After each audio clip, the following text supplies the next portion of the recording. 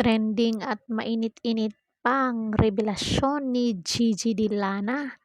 Sinabihan siya na kanyang ina, sana nung nasa tiyan ka pa lang, pinatay na kita. So gaano kaya ito katotoo? Sit back and listen mga marites. Hinding-hindi makakalimutan ng kapamilya singer-actress na si Gigi Dillana ang pinakamasakit na salitang sinabi sa kanyang yumaong ina. Ilang beses na paiyak ang dalaga sa panayam sa kanya ng TV host at content creator na si Tony Gonzaga para sa YouTube channel nitong Tony Talks. Sa isang bahagi ng vlog na pag-usapan tungkol sa mga magulang na walang sawang nagpapaalala at nagpapayo sa mga anak para sa ikabubuti ng kanilang buhay.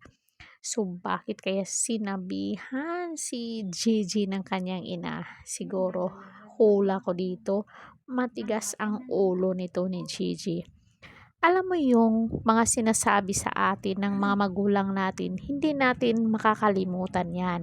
The good and the bad.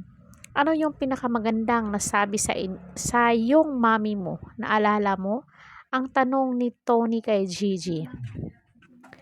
Lagi kang magdasal, lumingon ka sa pinanggalingan mo. Mahalin mo lahat ng taong nakapaligid sa iyo, ang tugon ni Gigi.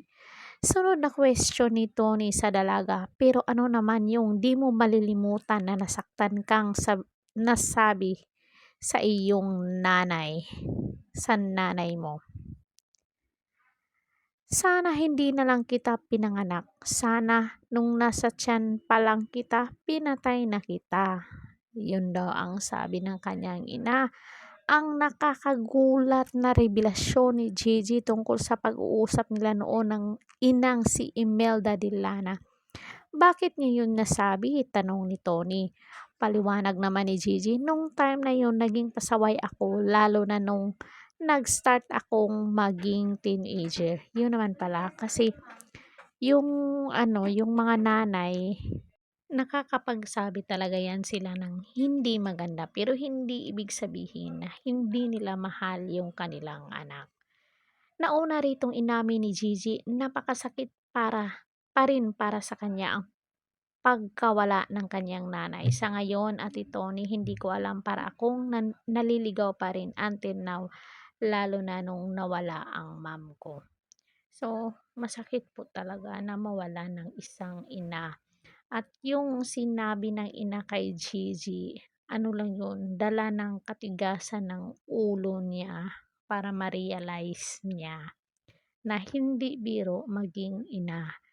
So, comment down kayo mga marites kung ano ang masasabi nyo dito. Don't forget to like, share, and subscribe. Caridad Official TV.